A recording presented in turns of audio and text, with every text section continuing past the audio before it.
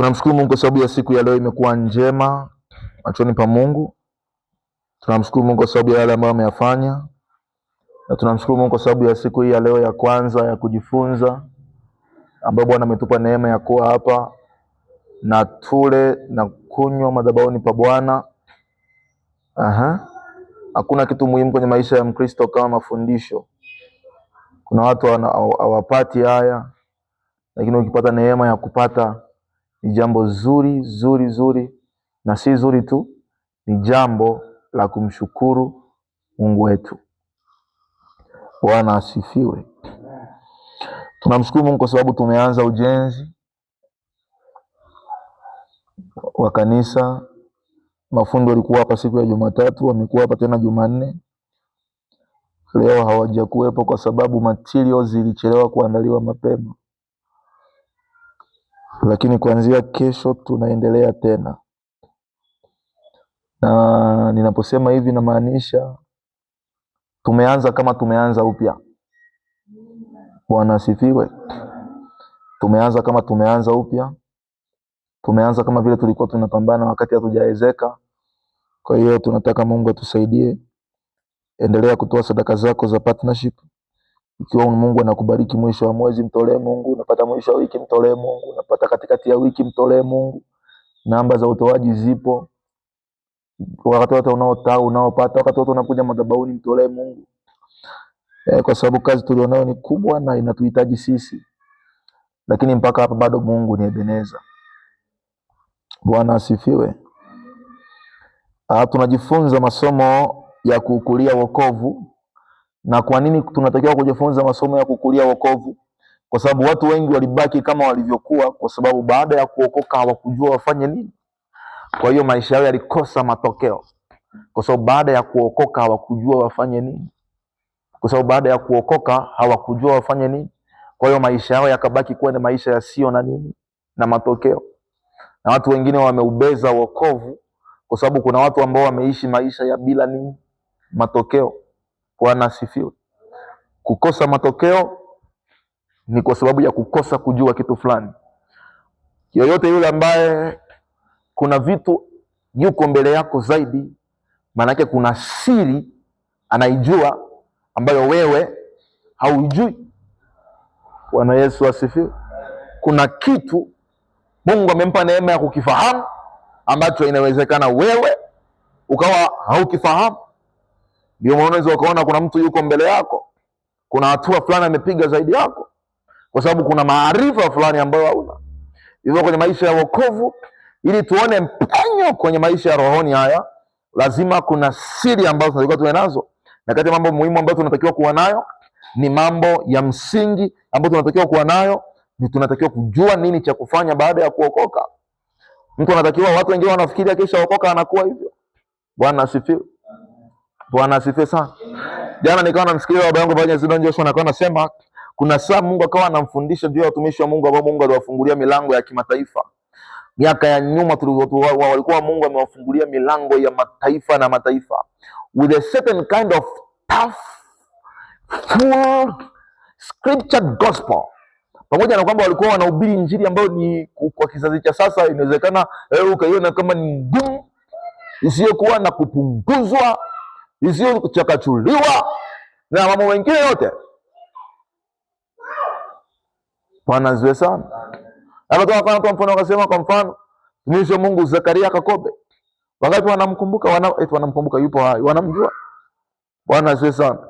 Hapa anasema Mungu wakati anamfundisha kuhusu watumishi wa Mungu Tanzania ambao walifunguliwa malango ya kimataifa, akamwambia kuhusu mtumishi wa Mungu. Mungu akamwambia kwa sababu alichagua kuwafundisha watu maisha wanayotakiwa kuishi baada ya kuokoka. Bwana asifiwe. Kwa sababu aliamua kuwafundisha watu maisha wanayotakiwa kuishi baada ya kuokoka. Maisha yanayotakiwa kuishi baada ya kuokoka. Baada ya kuokoka waishije? Baada ya kuokoka watembeeje? Baada ya kuokoka wafanyeje? Baada ya kuokoka wavaeje? Kai, my friend. Ukisikia Full Gospel Bible Fellowship. Bwana asifiwe sana. Ukisikia Full Gospel Bible Fellowship, ndio ukienda kanisani umesuka nywele wanakupa kitambaa.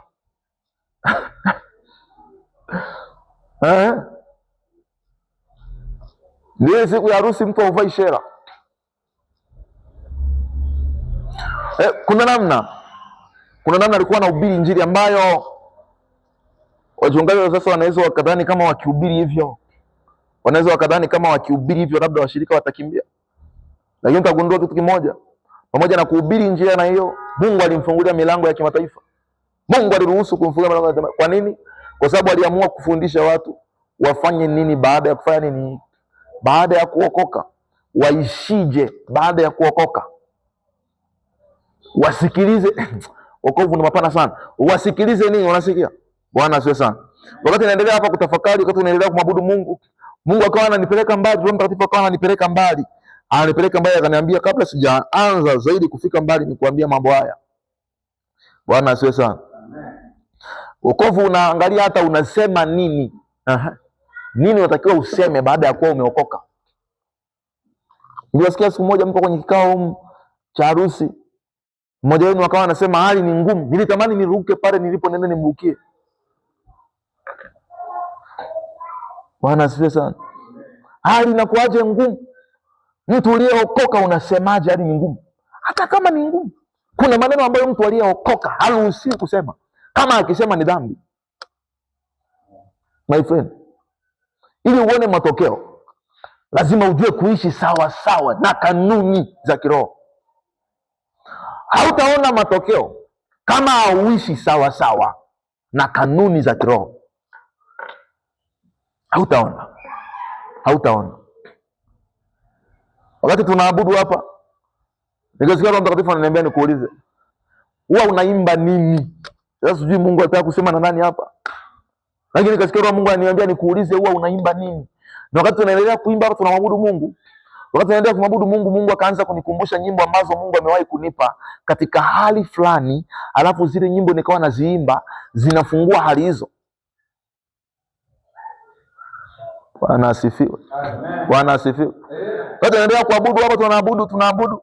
Mungu akanikumbusha zamani, wakati nikiwa mwanafunzi nasoma. Wakati huo nilikuwa nafuga nguruwe kadhaa nyumbani. Wakati huo sina ada na sina mkopo. Ili nilipe ada na chinja nguruwe. I remember one among my pigs. Nakumbuka moja kati ya nguruwe wangu, kuna nguruwe moja niliilisha ikawa haiwezi kunyanyuka miguu ya nyuma. Inanyanyua tu ya mbele, inaweka mdomo kwa njia ya kulia. Ilinenepa mpaka ikaacha kuzaa.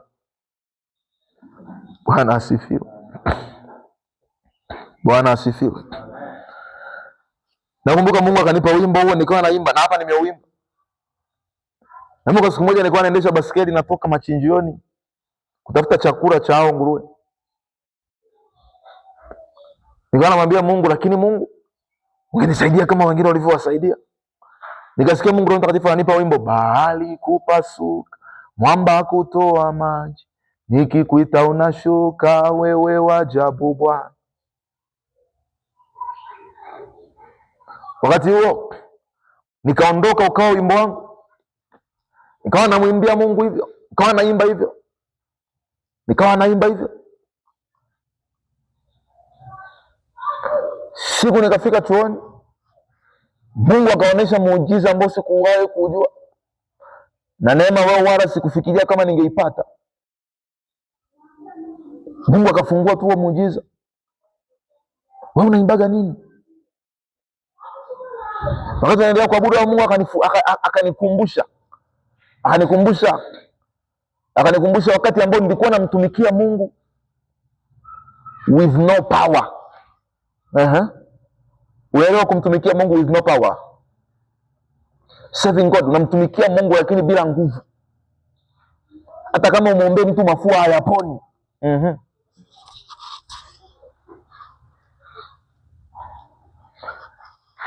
Nakemea pepo mpaka linanikela, nasikia hasira. Naliambia toka bana, usinicheleweshe, mimi nataka kufanya mambo mengine. Alitoki. Nimewahi kuwapa ushuhuda. I remember those times. Na nimekemea mpaka jasho limetoka. Na ninasema namwamini Mungu. Lakini wakati huo niko mbali na uwepo wa Mungu. Nipo tunakuja kanisani, nasoma neno, naomba tu vile naweza, naomba dakika 20, 25, 30, namshukuru Bwana na maisha naenda. Na meza naenda, watu wananiita mchungaji everywhere, mchungaji. Nilisoma naye, nakumbuka kuna kijana mmoja alipita hapa wakati tunaezeka hapa, yes. Wakati tunaezeka hapa hiyo siku mafundo yalikuwa yamechelewa, nilikuwa naleta material hapa tunasoma mabati. Kijana mmoja nilisoma naye darasa la 4. Anaitwa Daudi Joseph Mbwana. Daudi Joseph Mbwana, yes. Siku hizi anasema ni engineer. Wakati tuko hapo tunasoma mabati, akapita akaniambia, hata sishangai, tangu tukiwa darasa la 4 nilijua kuna siku utakuwaga mchungaji. Bwana asifiwe. Tulisoma naye darasa la 3. Kuna kijana mwingine nilisoma naye darasa la 7, huwa anawauzia mtumba mtaani. Siku moja akapita hapa, akakuta tuko hapa tunajenga, nafikiri hiyo siku alikuwa na baba na mzee wa kanisa. Akapita akaniambia, yaani kama tulivyokuwa tunajua kipindi toka shule ya msingi. Sasa wakati wote wananiita kila mahali, wanaita mchungaji, lakini hakuna nguvu ya Mungu hapo. Nahubiri tu, nafundisha neno vizuri, nasoma neno, powerless. Hata malaria ukikemea haitoki. Pepo mende linakuwa na kiburi kai. Alimemadazi nikachoka ya kumtumikia Mungu. Kama Mungu akanipa wimbo, unaimbaga nini? God gave me a song, uweponi mwako sitaki kuondoka. Na kwa nyimbo hizo Mungu akanifundisha kukaa kwenye uwepo wake. Kwa hiyo kwenye uwepo wa Mungu ni kama socket ya umeme, na mwanadamu ni kama extension inapochomoka kwenye umeme. Akichomoka kwenye uwepo wa Mungu amejichomoa kwenye nguvu. Hakuna nguvu kwenye extension ya umeme kama extension haijachomoka kwenye socket. Mungu ndiye source ya nguvu. Mungu ndiyo source, the source of power, chanzo cha nguvu. Alimema baba, nakumbuka nyakati hizo nikawa naimba wimbo mchana na usiku, mpaka wale naishi nao wakawa wameukariri wimbo, uweponi mwako sitaki kuondoka. Nifundishe njia zako, nisikamatwe na dunia. Moyoni mwangu naweka neno lako, nisikutende dhambi. Kama ayala tamanivyo maji ya mto, ndivyo moyo wangu unakutamani. Natamani nguvu zako ziingie ndani yangu, maana najua siwezi kuishi bila uwepo wako, nitakufa bila uwepo wako. Kama ayala, maandiko yanasema kama ayala anavyotamani maji ya mto, ndivyo nafsi yangu inakutamani. Daudi akawa anasema maneno haya. Ayala ni mnyama kama swala ambaye huwa ana harufu. Umaisikia mbuzi anavyonuka? Ile harufu ya mbuzi akiwa hajachinjwa. Mbuzi anakuwa mtamu akiwa amechinjwa, lakini akiwa hajachinjwa ukilala naye chumbani, my friend, my dear, hata kama uende wapi watajua tu ulilala na mbuzi chumba kimoja. Kama kuna watu mwahi kulala na mbuzi chumba kimoja, tupunge mkono hivi. Wewe hujalala na mbuzi chumba kimoja, wewe ni wakishua. Bwana asifiwe sana. Tumelala na mbuzi chumba kimoja, ukienda shule unasema ima kwenu kuna mbuzi. Na asubuhi umeoga kweli, umejisugua. Maana ukilala na mbuzi ndani ujue zitakojoa na mbolea itazagaa mle ndani ya mbuzi. Kwenda jua asubuhi wa mke udeki mkojo wa mbuzi na mavi yale ya mbuzi yote utoe, alafu udeki vizuri. Sasa ile mikono uliyofanyia usafi mahali wamelala mbuzi na umelala nao chumba kimoja, mahali mle umefanyia usafi, my friend, ile mikono unaenda unanawa na maji na sabuni, lakini itabakia tu kiharufu kidogo. Sasa ayala ni kama mbuzi. Tena ayala akikosa maji ya kunywa anatoa harufu kali, hata kama mnyama akiwa mbali kiwango gani anasikia ayala yupo, anaenda kumla. Simba anaenda kumlalua, chui anaenda kumlalua, dubu anaenda kumlalua. Kwa hiyo kati ya vitu ambavyo ayala anavitamani ni maji. Ayala achezi mbali na mtoni, maana akikaa mbali na mto amekufa saa yoyote asipokunywa maji, asiporukaruka kwenye maji. Harufu chui watasikia, fisi watasikia, simba watajua alipo, watamlalua. Hiyo ndio ilikuwa maana ya Daudi.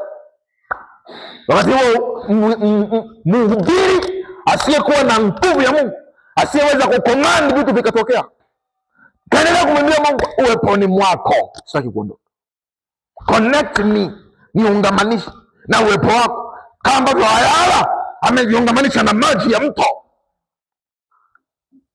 Wewe unaimbaga nini? Kwa sababu maisha baada ya kuokoka tunaingia kwenye safari ya badiliko. Wewe kuwafundisha hivyo kwamba wokovu ni safari ya badiliko. Hata vaa yako ya zamani unapookoka inatakiwa itofautishwe.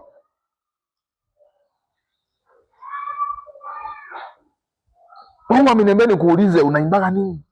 Watu tunaabudu hapa.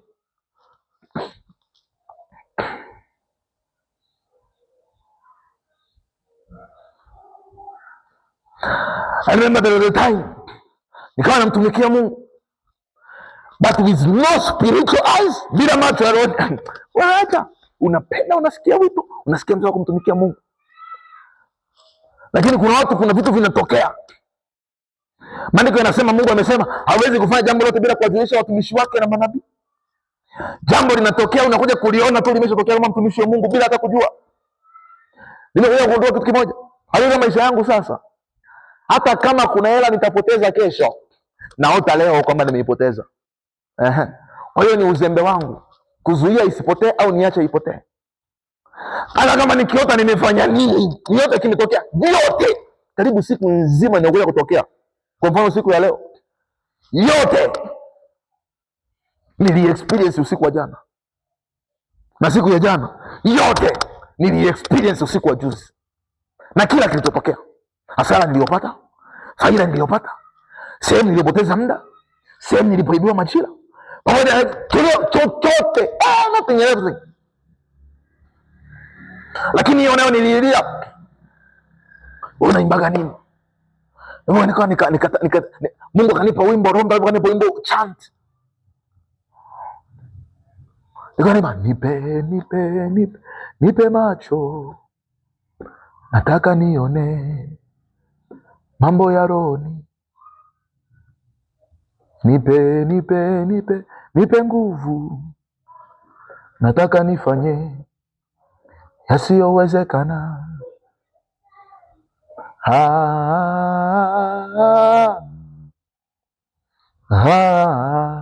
What do you sing? Yaani wokovu si kuja kanisani. Ndio maana Petro kabla hajasema raba shaka walijua ni mwanafunzi wa Yesu.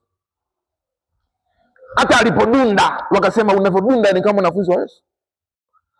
Alipokataa wakasema unavyoongea ni kama mwanafunzi wa Yesu. Walipomwona sura wakasema mbona wewe ni kama mwanafunzi wa Yesu. Hiyo ndio maana ya wokovu. Na kunaga mafanikio makubwa duniani kama mtumishi wa Mungu kulea watu ambao wakafanana naye. Hakuna raha kama hiyo. Hakuna raha kama hiyo. Yona juzi wa bangu Evangelist Joshua nakati anahubiri, akawa anasema anamheshimu prophet and apostle Elias Mwingira. Akawa anasema kwa sababu amefanikiwa kulea watu anaofanana nao. A man with multitude of people. Mtume na nabii Josephat Mwingira, multitude ya watu, maelfu ya watu, lakini wote kama baba yao. Maana maandiko yanasema kuhani wao atakavyokuwa ndivyo na wao watakavyokuwa. Ukiwa na kuhani mtoaji, usipokuwa mtoaji, una shida wewe. Una shida. Utakuwa mtoto gani sio?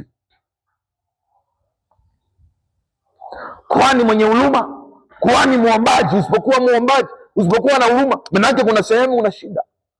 Haujakubali kubadilika. Mwenye katika kumwambia Mungu nipe macho, nataka nione mambo ya rohoni. Nataka nione mambo makubwa na magumu nisiyoyaweza, maana nina wewe mwamba wa wokovu. Umeingia ndani yangu. Kwa nini nisione? Kwa nini macho yangu yalale? Macho yangu yawe wazi mchana na usiku. Mungu nipo wimbo. Kwa namwimbia Mungu wimbo. And it happened over suddenly. Na ikatokea tu. I can see.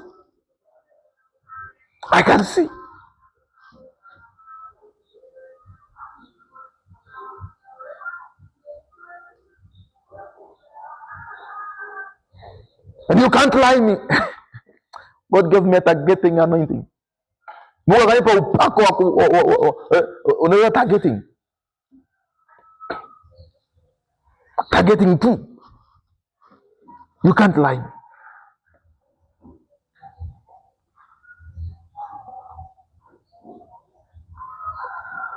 Hata kama hauna msimamo, Mungu ataniambia huyu mtu hana msimamo. Na Mungu akiniruhusu kukuuliza, nitakuuliza kwa nini wewe hauna msimamo.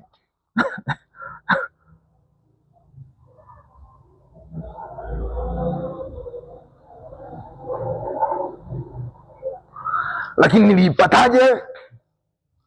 Kwenye kuamua kuishi sawasawa na wokovu. Petro, mwanafunzi wa Yesu, wakamwona wakasema, lakini na huyu naye ni kama mwanafunzi wa Yesu. Akasema, wewe tafadhali mwamba, wewe tulia. Na najua aliamua kubadilisha na Kiswahili. Mambo ya Arabi akaacha, akajifanya sio na Kiswahili cha Chuga. Au akajifanya na Kiswahili cha wapi?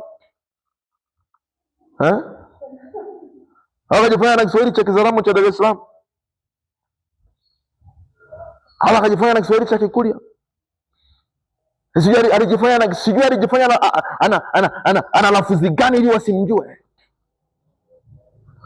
Lakini mmoja na kubadilisha mpaka lafudhi, wakamwambia wewe, sikiliza, wewe ni mwanafunzi wa Yesu.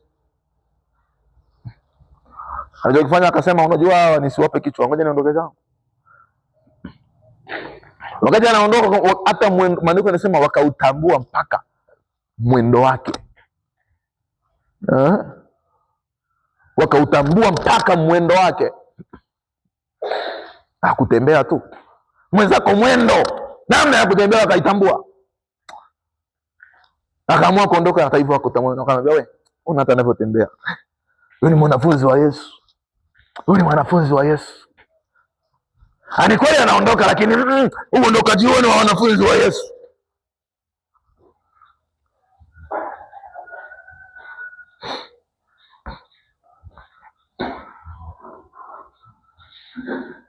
Ni kweli anatembea, lakini utembeaji huo ni wa wanafunzi wa Yesu.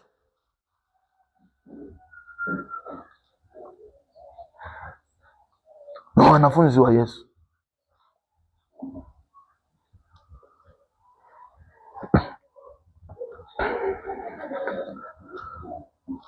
Unaishije baada ya kuokoka? Matters a lot. Ina mata sana.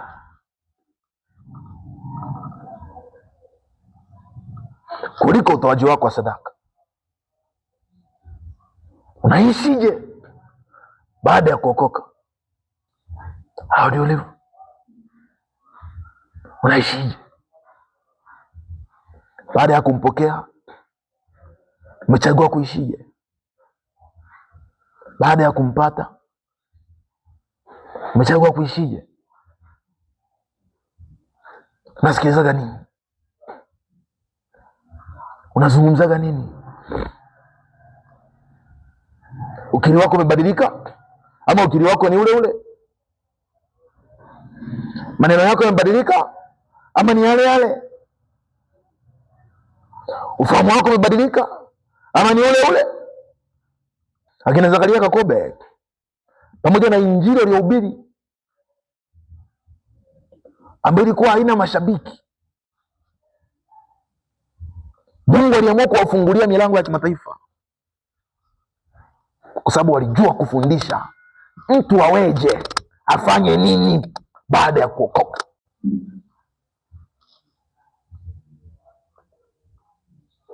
Kwa sababu wokovu ni safari ya mabadiliko. Safari ni hatua. Kwa hiyo wokovu ni hatua za mabadiliko za kila siku. Kama hakuna hatua ya mabadiliko inayopiga, tafsiri yake ya wazi ni kwamba mimi nitabaki bila matokeo. Mwishowe nitalitukanisha jina la Mungu. Jina la Mungu litadharauliwa. kwa sababu nitabaki hivyo, kwa sababu ukiri wako ni ule ule tangu hujaokoka mpaka umeokoka. Ukiri wako ni ule ule. Ukiona hali ngumu kwa watu unasema hali sasa hivi ni ngumu.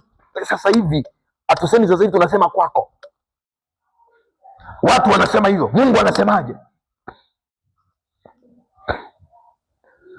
Ukisikia maumivu unasema ninaumwa mno, nina ugonjwa wangu. Watu wanasema hivyo, Mungu anasemaje? Ndio maana ya wokovu, safari ya mabadiliko, safari ya mabadiliko, safari ya mabadiliko, safari ya mabadiliko, safari ya mabadiliko, safari ya mabadiliko.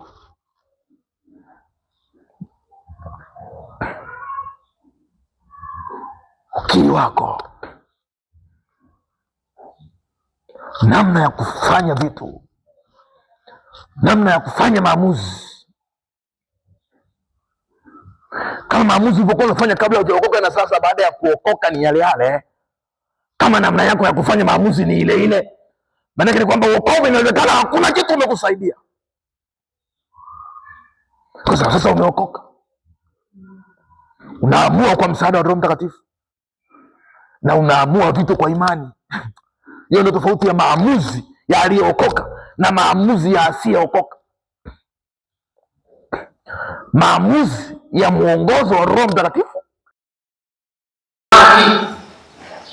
yaani wokovu unapiga mpaka kwenye namna yetu ya kuamua mambo.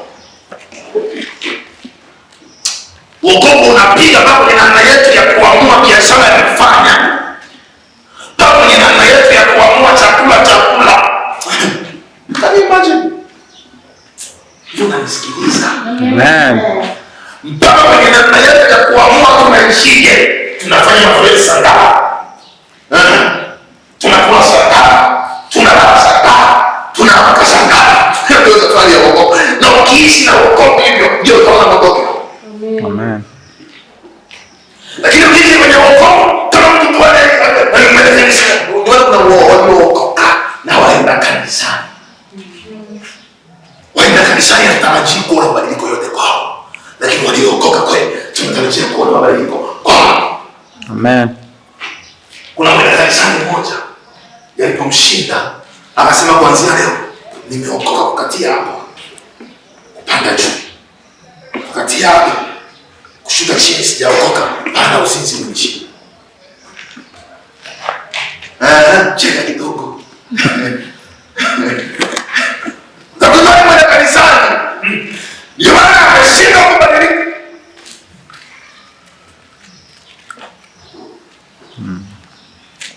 Shida sio dhambi kumshinda, shida yake ameamua kwenda kanisani na sio mwokovu. Mtu mwokovu, mtu mwokovu, mtu aliyeokoka. Msaji akaimba akasema, hivi mtu mwokovu hatakiwi yawe na nywele kama sababu. Akawa anauliza nina kaswali kama mtu mwokovu anatakiwa aweje? Mtu mwokovu anatakiwa kuwa mtu aliyebadilika. Amen. Yaani kwenye wokovu mpaka namna ya kuamua. My friend. Mpaka chakula ninachokula kinaamuliwa na wokovu. Hapo ndio tunaona mambo ya wokovu na mambo ya wokovu. Amen. If you don't show any change, that means there's a better the blood of the Lord has not helped you. Kama wanaweza badiliko, inamaanisha wokovu na dawa ya wokovu sawa na kusaidia unashinda mahali. Angalia kitu ndani. Wokovu kaamua mpaka wale chakula gani? Watoto vijana wa kiume wakawewa wanasema wakakaa kambi la kunona. Na nipaka kambi la kunona. Kambi la wanakula. Mungu akawasaidia kina Danieli kuamua. Ataambia sikiliza, nyinyi hamtakunywa hiyo vinyo. Wala hamtakunywa hiyo divai. Wala hamtakula hizo kuku. Wala hamtakula hizo mbuzi choma.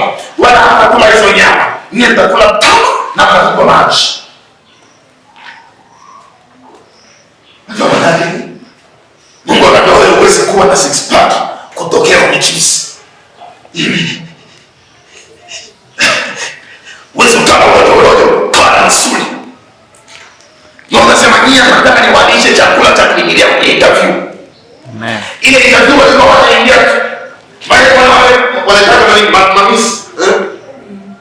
Wale wakiona wanaweza je ndio mamisi. Mamista. Mamista sio mmoja. Anatembea. Hiyo ndio ilikuwa na hiyo interview. Lakini Daniel, mzee mmoja aliniambia, mwanangu, kipindi hicho kulikuwa hakuna wasomi. Mimi nilipata kazi kwa kuimba mlonjera. Karibuni wadai, karibuni. Mmekuja kutupa somo na kutuchagua kazi. Mimi ninaweza kufanya wala msiwe na wasi. Wanasema umepita baba, umeachiliwa. Miaka hiyo kuna wasomi. Hiyo miaka hiyo wasomi. Lakini pamoja na mzao, lakini wasomi wachache. Ili ufanye kazi Ikulu, unapita pale kwa kuone, una mwili wa Ikulu.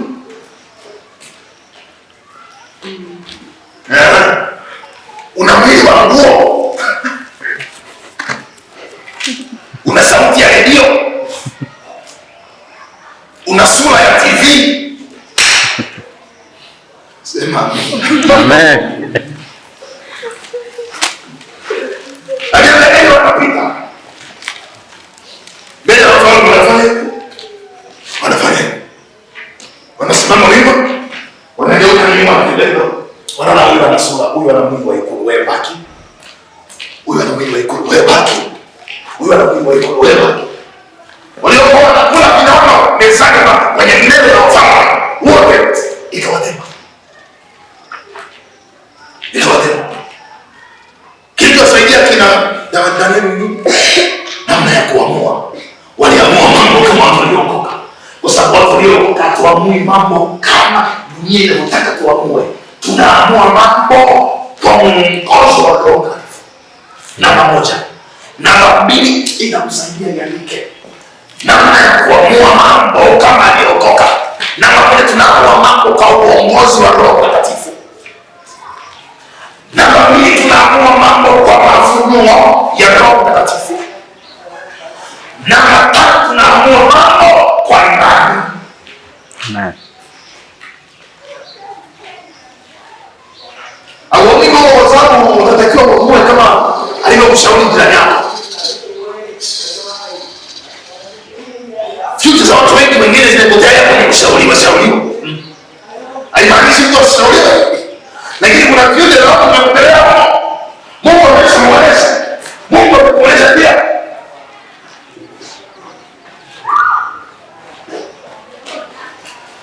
Mungu amekusemesha tayari. Mungu amesema na wewe. Kinachosubiriwa hapo ni maamuzi ya mwongozo wa Roho Mtakatifu. Ni maamuzi ya ufunuo uliopata. Ni maamuzi ya imani ulionayo. Maamuzi ya imani ulionayo. Kuna vitu hatuamui kwa sababu tuna pesa na kufanya. Tunaamua kwa sababu tuna imani tulionayo. God. Hayo ndio maisha ya wokovu. Mungu anasema pita hapa. Pita hapa. Wanakwambia unatoa hiyo njia huwa ina simba. Unaenda kwa watu unauliza, eti jamani, Mungu ameniambia nipite pale, eti kwa nini nipite?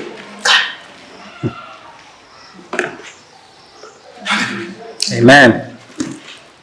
Mungu amekwambia pita pale. Wewe unakuuliza, eti jamani, Mungu ameniambia nipite pale. Nimekuwa nitakuwa salama na ndio. Maana basi tuna imani.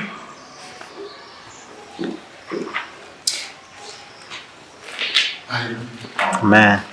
Wiki hii tunaongea na mtu mmoja kuhusu maelekezo ambayo Mungu amenipa. Ndio. Ananiambia hapana. Hayo sio ya Mungu. Maana basi tuna Mungu.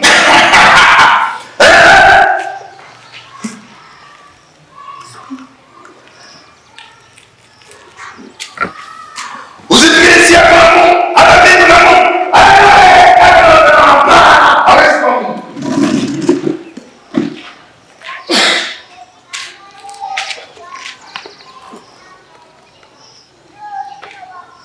Mungu amekwambia. Pita.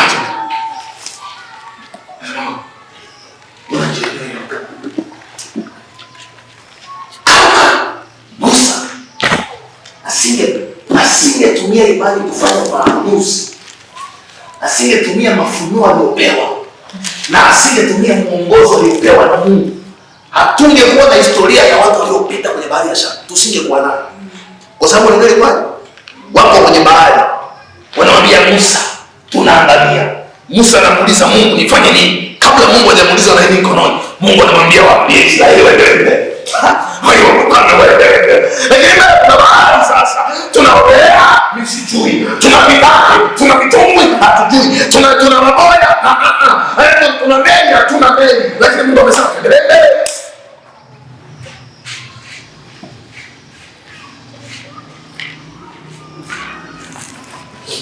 Mungu amesema tuendelee mbele. Mungu amekwambia fanya biashara fulani,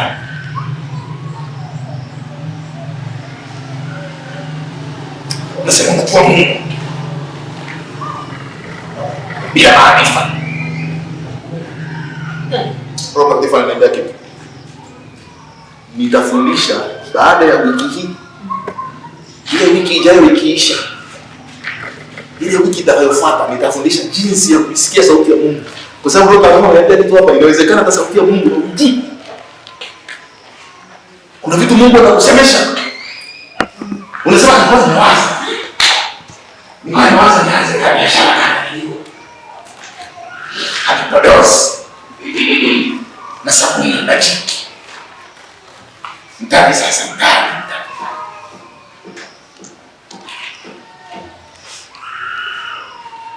sasa kwenye mtaji ya kuomba Mungu, bado namsubiri Bwana. Bwana akishaleta ufunuo wa asubuhi, Mungu anasema nenda, unasema bado namsubiri Bwana. Baada ya kauli kuna siku nilikwambia mawazo ni jambo la kimungu, na hiyo ni kati ya namna Mungu anasema na watu. Wazo Mungu akikupa usipolifanyia kazi, yaani wazo linapokuja linakutaka kwenye anga. Unanisikiliza?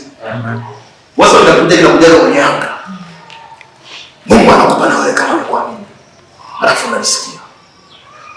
Alafu Mungu anakaa pembeni. Anakuwa anafanya nini anachokwambia. Usipofanya utashangaa kesho na kesho kutwa. Utakuta kuna mtu mwingine amefanya. Utasema nilikuwa na mpango kabisa wa kuanzisha hapa duka la vipodozi. Ameniwahi. Unajua nilikuwa nasubiri mtaa. Kisha bali yao. Unajua nilikuwa ninaona kabisa hayo ya kuanzisha hapa fulani ya kukatakata na kutengeneza aluminium. Na kwa malengo yangu ya mwaka. Unajua kwa nini? Ulipata mwongozo wa Roho Mtakatifu, ukapata mafunuo, ukakosa imani, wewe utakapokea. Kwa nini imani? Kwa nini imani? Imani kwa sababu tuko kwenye mazingira yasiyowezekana. Kwa hiyo tunahitaji imani ili tufanye yasiyowezekana yawezekane. Imani ni commodity ya kiroho ya kubadilisha visivyowezekana viwezekane. Imani ni spiritual catalyst. Tulisoma kwenye chemistry form 2. Catalyst is a substance that speeds the chemical reaction. Catalyst ni kitu chochote ambacho kinaharakisha reaction ya kikemikali itokee. Bwana asifiwe. Bwana asifiwe.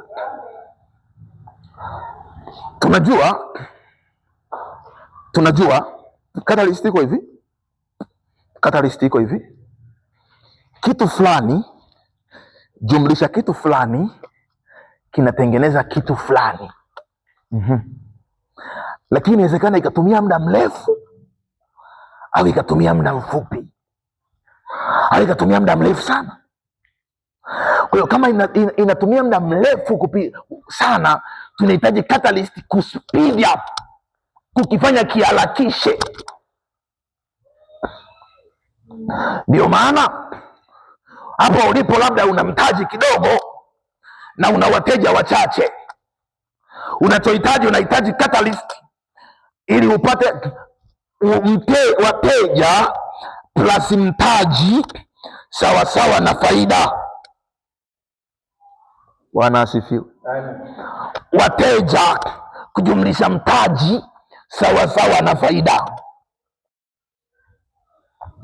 Lakini inawezekana hawa wateja nilionao ni wachache na huu mtaji nilionao ni mdogo, lakini nahitaji faida kubwa. Nahitaji nini? Nahitaji catalyst itakayo speed up chemical reaction. Nahitaji catalyst ya rohoni ni imani. Catalyst ya rohoni ni imani. Ni imani. Yesu alikuwa na watu 5,000 wanaume. Hao wanaume wana wake zao na hao wake zao wana watoto wao. Can you imagine? Lakini kuna samaki mikate mitano na kuna wanafunzi wake tu ni 12. Nini kinatokea? Mikate mitano, samaki wawili, wanafunzi 12, wanaomfuata 5,000 wanaume. Nini kinatakiwa? Akawauliza, samaki wenu na mikate yenu vinaweza vikatolisha? Yesu akamwambia nini? Akauliza, akasema hapana, tuna vichache hapa. Kinachohitajika hapo sio kwenda sokoni kununua samaki nyingine. Kinachohitajika hapo ni kuinuka na imani, kumwambia Bwana, leta samaki, leta mikate. Tuko 5,000, hatuna chakula, tuko kwenye eneo la nyika, sokoni ni mbali. Yesu akachukua akaweka juu, alafu Mungu akaprovide. Unamwamini Mungu gani wewe? Mbona kila ambacho amekwambia utakifanya? Mbona hakuna hatua unapiga?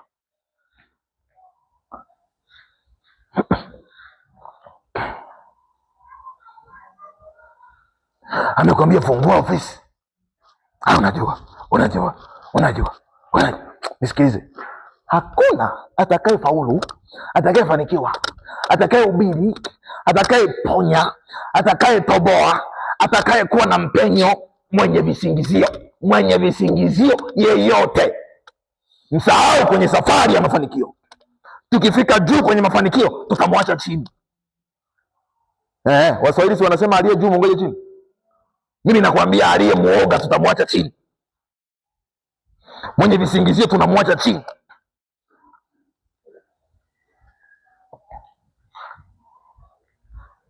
Waulize Adamu na Hawa, nini kilifanya mpaka sisi tukapata shida yote? Visingizio. Wewe kwani umekula tunda? Si huyu mke uliyenipa? Wewe mwanamke, kwani umekula tunda? Si nyoka uliweka bustani? Wewe zungumza, kwa nini umekula tunda? Ambie Mungu, nisamee, nilielekeza njaa. Mungu nisamee, nilizidisha tamaa. Mungu nisamee, mimi ndio kichwa lakini nilishinda kufanya maamuzi. Nikaacha mwanamke anilishe na aniamulie cha kufanya. Mungu nisamee. Halo. Wokovu. Nimetangulia na kuambia wokovu unakuamulia mpaka uimbe nyimbo gani. Si nimekufundisha? Nimekutajia nyimbo zaidi ya 5 ambazo Mungu alinipa na nimeimba hapa zote.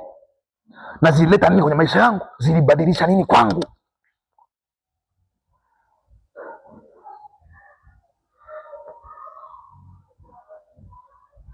Ukibaki hivyo ulivyo, ukiendelea kwa hivyo ulivyo, ukiendelea kuishi hivyo ulivyo, ukiendelea kutembea hivyo ulivyo,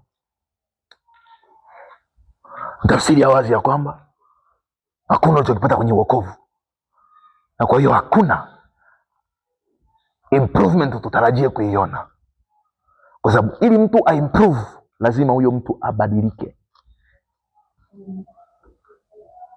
Ulikuwa na mtoto mwenye utapiamlo, ili uone improvement ya mtoto huyo lazima ubadilishe namna ya kumpa chakula, Lazima ubadilishe masaa ya kumpa chakula. Tuliwahi kuhudumia watoto fulani walikuwa na utapiamlo, my friend. Haleluya. Walikuwa na utapiamlo, lakini wanakuja kanisani. At that time kanisa halina washirika, au watoto wakija wachafu, makaptula yamechanika huku, hao ndio washirika.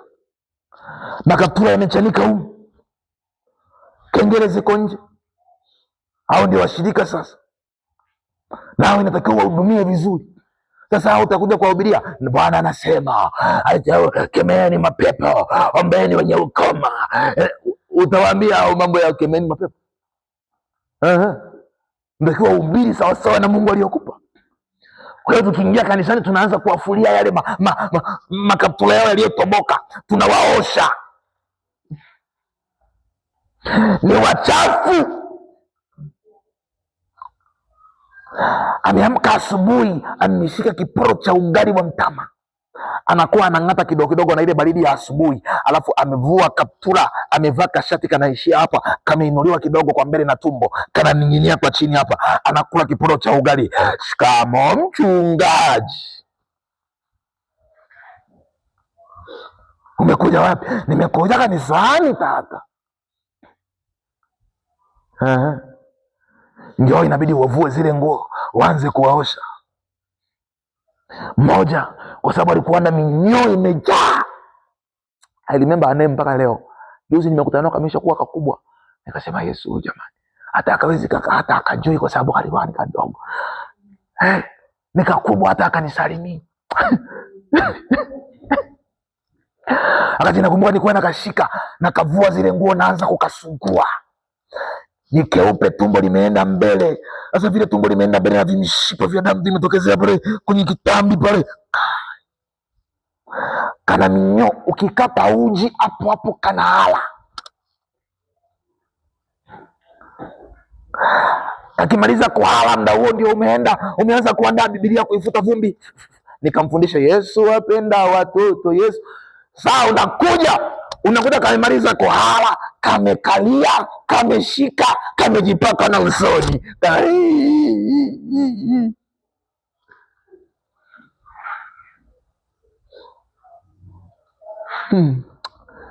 Nakumbuka siku ya kwanza baada ya kuhudumia, nilinawa na maji ya moto. Nilachukua na sabuni ya unga na mchanga, nikawa nasugua mikono. Mchungaji akasema, nimeamini leo. Nikaona naikausha kwenye jiko la moto.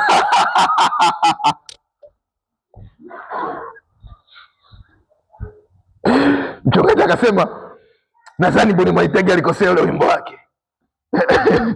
Maana alichokifanya leo mwinjilisti kimenichekesha. Nadhani ule wimbo wa Boni Mwaitege wa mtoto wa mwenzio muone.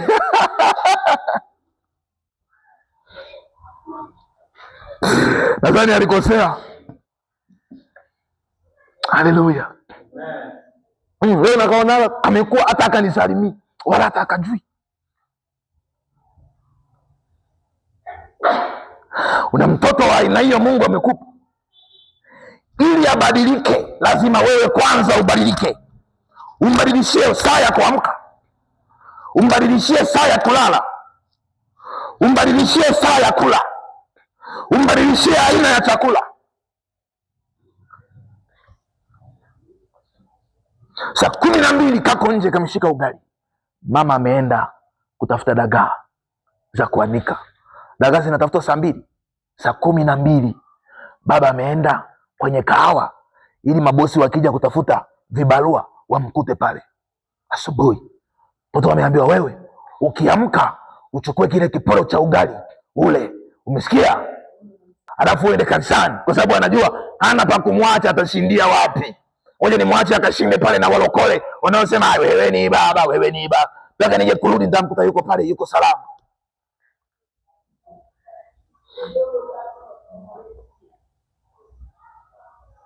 Haleluya. Kwa hiyo ukimpata lazima uanze ubadilishe namna ya chakula. Umbadilishie chakula, umpe lishe, umpe matunda. Kanaangalia saa 12, kakija kwako ukikakamata kaosha, kukambie kalale. Akimaliza michezo mchana mlaze. Badilishie namna. Utaona mtu anaanza kubadilika. Mtu anaanza kubadilika. Mtu anaanza kubadilika. Mtu anaanza kubadilika. Ndivyo hivyo na wokovu ulivyo. Hautaona matunda kama hautakuwa na badiliko. Kama saa yako ya kuamka ni ile ile, saa yako ya kulala ni ile ile tangu hujaokoka mpaka umeokoka. Namna yako ya kuhusiana na watu ni ile ile tangu umeokoka mpaka tangu hujaokoka mpaka sasa umeokoka. Namna yako ya kuongea na watu ni ile ile tangu umeokoka mpaka leo, tangu hujaokoka mpaka leo umeokoka. Namna yako ya kuomba ni ile ile. Kwa naongea na mtu mmoja, no, sio zamani, ni leo. Akaniita akaniambia, mchungaji njoo. Ni kijana ana pesa, hakuna alichokosa kwenye hii dunia, vile vitu vya kawaida vya watu, standard za kawaida, si unaelewa? Manake ana usafiri wake, ana gari, ana nyumba, ana mke wake, ana familia yake, amemaliza. Kwani watu wa dunia wanatafuta nini zaidi ya hicho? Nyumba, gari, kazi, familia. Akisha maliza anakula bia au hamjui? Akiwa na kazi, ana nyumba, ana gari, ana familia, ana kazi. Akisha kuwa na vyote hivyo, kinachofuatia ni kula bia na kujaza mafuta full tank. Kula bia, kujaza mafuta full tank, kulipia bili ya maji, bili ya umeme, anasubiri mtoto akue, alipe na ada. Basi. Akaniita akaniambia, mchungaji njoo. Nikaenda. Akaniambia, naomba uniombee ili niende kwa mke wangu na niwe mwanaume. Mnaanza kunielewa? Mpaka kwanza niende ba. Nikifika ba sinywi pombe, nishikeshike vile vibame.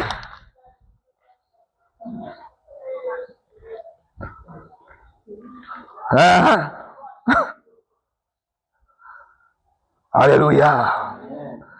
Ndio nikimaliza, ndio nikienda kwa mke wangu, sasa naweza kuwa mme wake. Lakini la sivyo,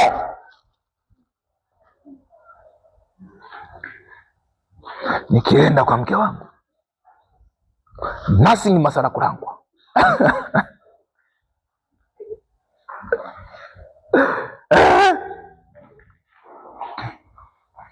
Na unakuta mwanamke hivyo yuko hapo anasema, siwezi kwenda. Kwanza mke kanisani penyewe wanaenda wanakaa muda mrefu. Moyo unasema ungetoa mjinga wewe. Bwana asifiwe. Amen. Mchungaji, nimekuambia moyo wangu unauma, naomba uniombee.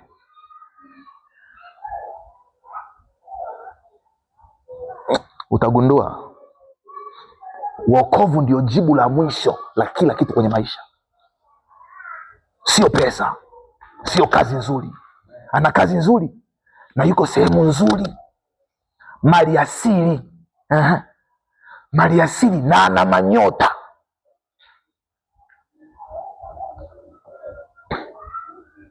Analipwa vizuri, hana shida, hana anachokosa. Ameshamaliza vyote, amebakiza hela ya bia, full tank ya gari, kingamuzi, wifi, bili ya maji na bili ya umeme.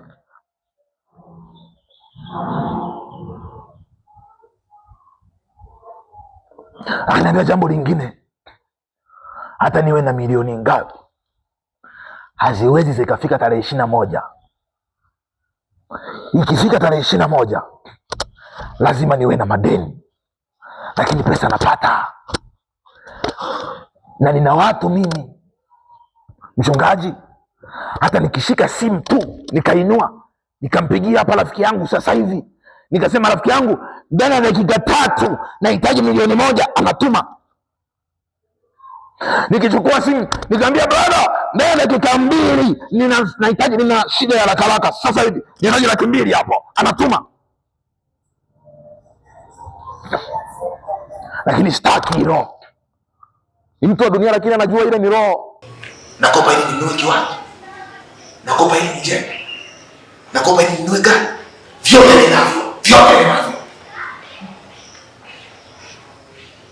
Sote hata kama nikiwa nimekaa najisikia tu nimwambie mtu nipe milioni, ni ile yote ishi. Nimeweza niambia tutajuana mwisho wa mwezi, lakini mwambie tu nipe, alafu ifanyaje? Ni ile yote ishe, ndio roho yangu inatulia. Nikienda nyumbani kwangu, nikilala na mke wangu, nakuwa kama nimekufa, mpaka niende baa.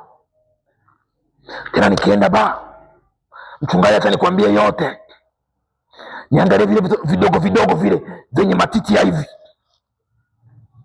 nivite nivishike. Nikimaliza ndio nipate uhai. Mapepo.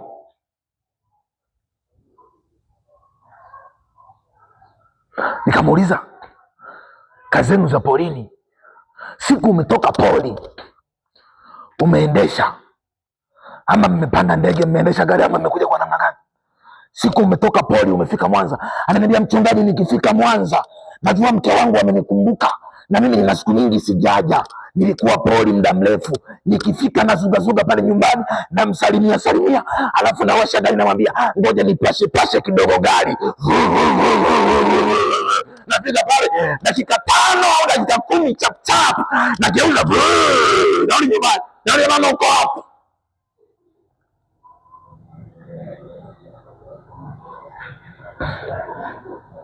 Utakuja kugundua jawabu la kila jambo kwenye maisha, jawabu la maswali yote mwishowe ni wokovu. Kwa sababu nimegundua mwanadamu hayuko salama nje ya wokovu. Tangu nimetembea na Mungu, Mungu amenifundisha, Mungu amenipa watu wengi nasema nao. Kila siku napokea simu ya mtu, na kuna sana nikapokea hata simu 20. Mungu amenijulisha jibu la mwisho la maisha ya mtu, utatuzi wa mwisho uko kwa Yesu. Sasa inakuwa ni hasara kama uko kwa Yesu na umekataa kuanza safari ya mabadiliko. Inasikitisha. Kama uko kwa Yesu na umekataa kuanza safari ya mabadiliko. Wewe ulikuwa hauna akiba kipindi hujaokoka. Ni aibu mpaka umeokoka bado hauna akiba. Ni aibu mtu umeokoka hauna bank account. Ni aibu umeokoka hauna NIDA.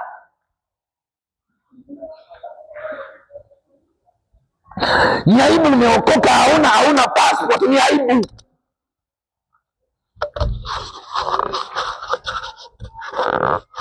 Kwa nini unalia? Unajua niliona uvivu kwenda kupanga foleni. Ni aibu umeokoka hauna leseni.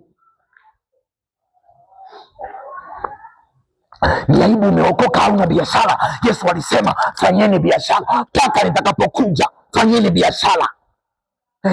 Mshike mkono jirani, mwambie ni aibu umeokoka hauna cheti cha kuzaliwa.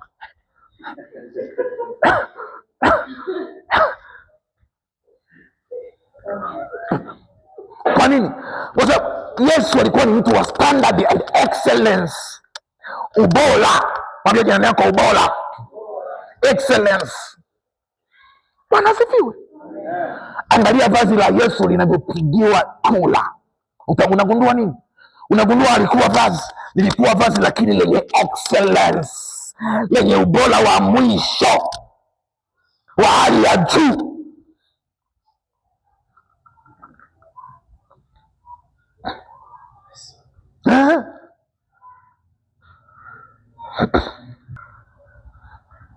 Angalia jinsi ambavyo Mungu alimpa maelekezo Musa kujenga hekalu. Yale yaliyotajwa kwenye ujenzi wa hekalu, tena alikuwa ni hema la kukutania la Musa. Vitu vilivyotajwa mule, utakuja kuondoka kama Mungu ni Mungu anayetaka ubora kuliko chochote. Na kuanzia hapo utaacha mzaa na jambo lote la Mungu. Utagundua Mungu ni Mungu anayetaka vitu bora. Vitu bora. Vitu bora. Angalia kitabu cha Kutoka, nimewahi kufundisha kitu kinaitwa sadaka ya maelekezo, si ndio? tukasoma kitabu chote cha Kutoka mpaka mavazi ambayo makuhani wanatakiwa wavae, Mungu akawapangia mpaka rangi za kuvaa na maana zake na kila kitu akawa anawapangia. Angalia Daudi anapoweka akiba ya vitu vya kuja kujenga hekalu. Angalia Suleiman anapokuja kuanza kujenga hekalu, Daudi anasema nimemwekea Mungu. Mungu amemkataza Daudi.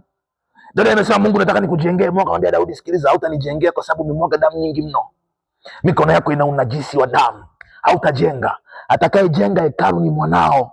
Sasa akamwambia Mungu, sawa, najua siwezi kujenga, lakini nipe ruhusa niweke akiba ya vitu vya ujenzi wa kanisa. Nitaweka mawe kwa vitu vya mawe, nitaweka dhahabu kwa vitu vya dhahabu, nitaweka shaba kwa vitu vya shaba, nitaweka mti kwa vitu vya mti, nitaweka chuma kwa vitu vya chuma. Yani wakati wakati Suleiman anakuja, alikuta store ya chuma hii hapa, store ya dhahabu hii hapa, store ya mawe hii hapa, store ya shaba hii hapa, store ya aluminium, store ya madini mazuri hii hapa, store ya rangi za kitani safi hii hapa.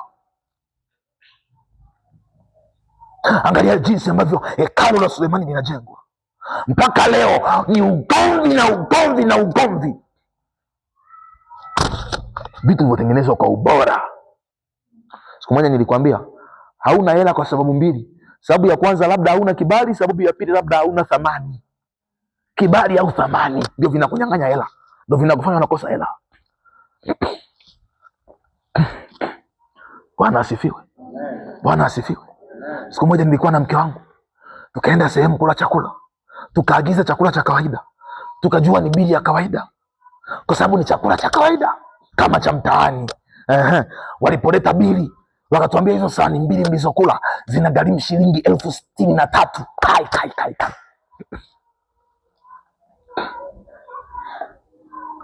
Shida sio chakula, shida ni thamani ya eneo.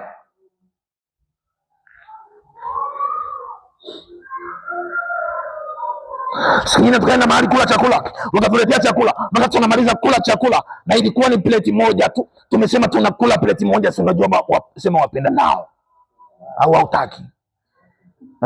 Wapenda nao. Tukasema tunakula sahani moja, tunamaliza kula ile sahani moja, tukamuuliza mhudumu bili shingapi, akatuambia 38,000. Kai, sahani moja, na mtaani hiyo sahani inaweza ikauzwa 4,500.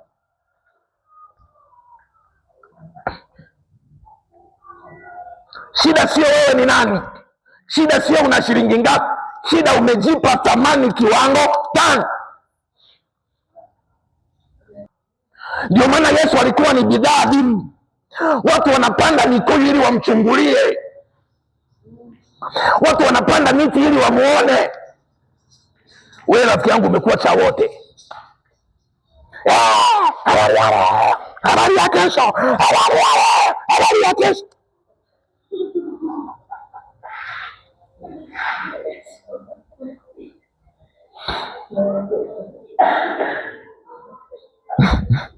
Bwana asifiwe, Bwana asifiwe. Wanajua leo umeamka na wanajua leo umelala,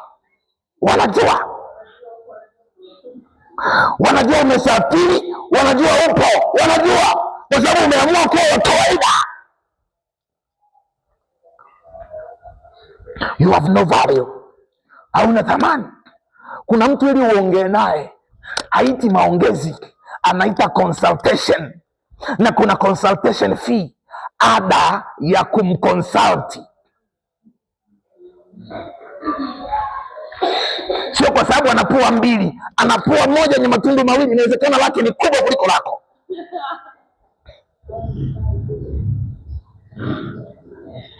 Ni kwamba amejua kujipa thamani.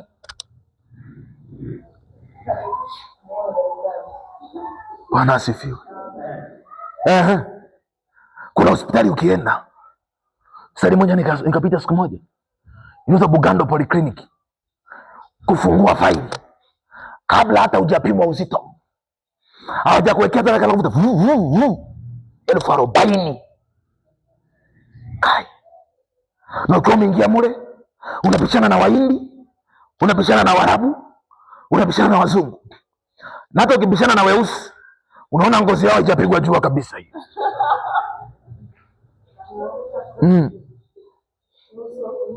Bwana asifiwe. Thamani uliojipa, angalia Yesu amejipa thamani kiwango gani? Angalia kina Petro walijipa thamani kiwango gani? Angalia kina Bartolomeo wamejipa thamani, mpaka ule wokovu walioubeba wameupa thamani kulinganisha hata na wai wao. Bartolomeo akaambiwa uache wokovu au tukuchune ngozi, akasema I can't live a most precious, a most glorious gift. Siwezi kuiacha zawadi ya thamani yenye utukufu ya kipekee, the peculiar one. Nichuneni ngozi. Bartolomeo wakafanya hivi, wakaanza kuchuna ngozi, wanachuna ngozi. Shida sio kuchuna ngozi au kuchunwa wewe na wewe uende uchunye ngozi. Shida ni kuuthaminisha. Umeuthaminishaje wokovu ulionao? Naona juzi rais mmoja wa Ghana akawa amealikwa kanisani, ameokoka, anaenda kusimama kuongea, akamwambia bodyguard nyuma yake, nenda ukae, nenda ukae. Watu wakaanza kushangaa, akamwambia bodyguard nenda ukae. Majuzi nilikuwa naangalia mwaka jana, huwa nafuatilia kitu kimoja kinaitwa Shiloh Conference, anafanyaga Bishop David Oyedepo. Jamani, mtu mweusi, sema amina. Yeye ni Mwafrika, ni nani? Lakini ndiye mchungaji tajiri kuliko wachungaji wote duniani. Hakuna cha mzungu, hakuna cha Mwarabu, hakuna cha Mwitaliano, hakuna cha tunapata wafadhili kutoka Marekani, hakuna. Mweusi, Bishop David Oyedepo, lakini ndio tajiri kati ya wachungaji wote. Angalia auditorium wanayojenga, inaitwa The Ark, kanisa linalojengwa. My friend, hakuna Afrika nzima uwanja umefanana na ule, wala kanisa limefanana na lile. Thamani waliojipa. Nikawa naangalia, nikaona kuna mbunge wa Nigeria ameenda kwenye Shiloh Conference. Kila mwaka wana kongamano linaitwa Shiloh, kila mwaka. Na nimeona makongamano yako makanisa mengi, hata kina Yuba Tenjo nimeona na makongamano yako Shiloh. Shiloh is a good name, mpe Mungu makofi. Wanaenda kwenye Shiloh Conference. Watu wanaingia kwenye Shiloh Conference, mbunge wa bunge la West Africa akaingia kwenye conference, akawa asha mtenda kazi, anaenda nagawa bahasha, anaenda lakini ni mbunge wa bunge. Yuko kwa nani? Yuko kwa Askofu David Oyedepo. The man is just a bishop, ni askofu, lakini ameattract wakuu. Kwa nini? Alijiongezea thamani, alijiongezea thamani. Nenda kaangalie documentary ya kina TB Joshua, mpaka wazungu wamechoka, wameamua sasa waanze kumchafua.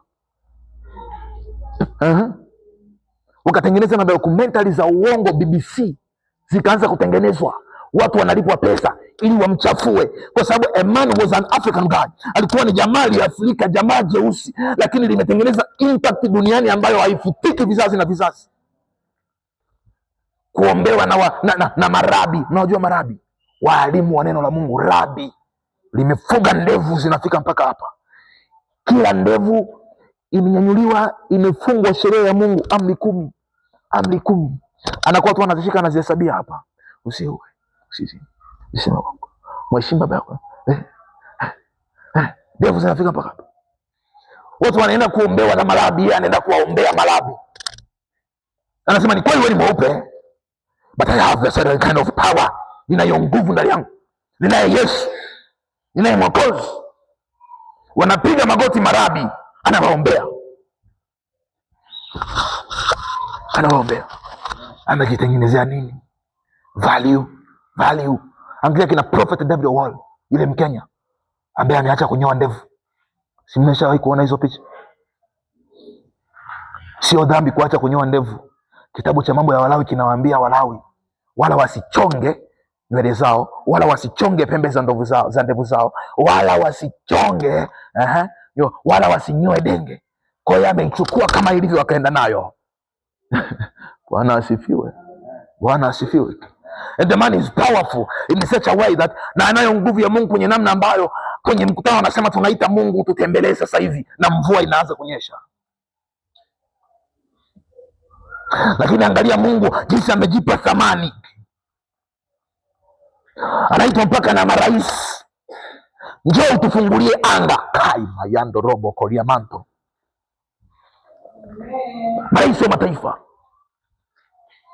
Maandiko anasema inuka uangaze, kwa kuwa nuru imekuzukia na utukufu wa Mungu umekufunika.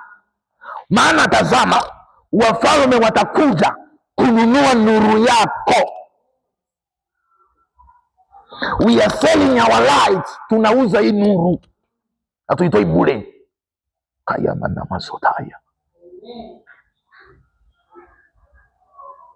Baba, umepewa bure, toa bure. Wewe kafungua hospitali alafu sema nimetoa bure, toa bure.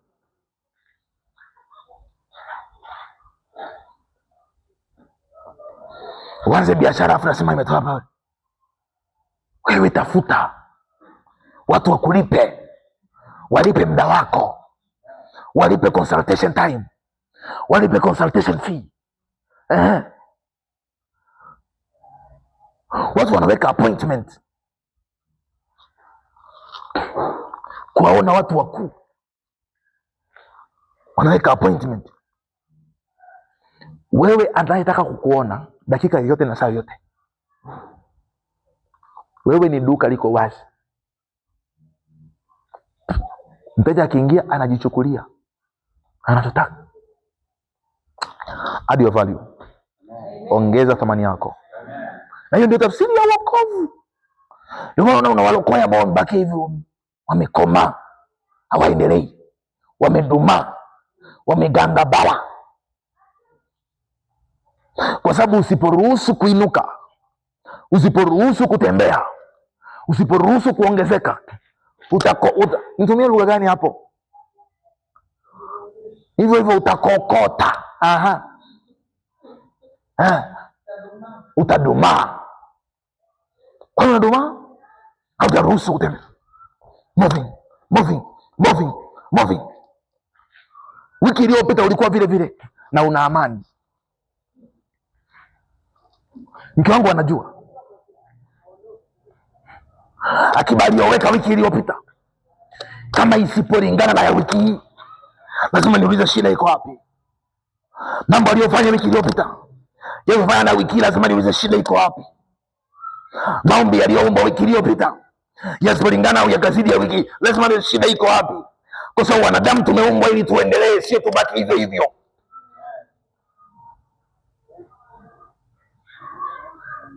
Na hiyo ndio tafsiri ya kuokoka, safari ya mabadiliko. Namkumbuka yule mzee Fumbia akasema mabadiliko, Rosa. Usiporuhusu utabaki hivyo hivyo, unakufa kwa jina la Yesu. Vipi habari yako? Nzuri. Bwana Yesu, Yesu ni Bwana. Kuna watu ukiwaambia mambo vipi, anasema ni dhambi. Mambo vipi? Au unanipaja mambo vipi wewe? Niambie Bwana Yesu asifiwe. Pamoja na kuambiwa Bwana Yesu asifiwe, ameendelea kuwa duni, ameendelea kuduma, ameendelea kuwa hivyo hivyo alivyo, kwa sababu hajaamua kubadilika. Badili namna unavyowaza, badili namna unavyofanya vitu, badili namna nimekwambia wokovu unatuamulia mpaka kai. Wokovu unakuamulia mpaka uonekaneje leo. Unakuamulia. Mungu Roho Mtakatifu akufundishe. Kesho nitafundisha shule ya Roho Mtakatifu.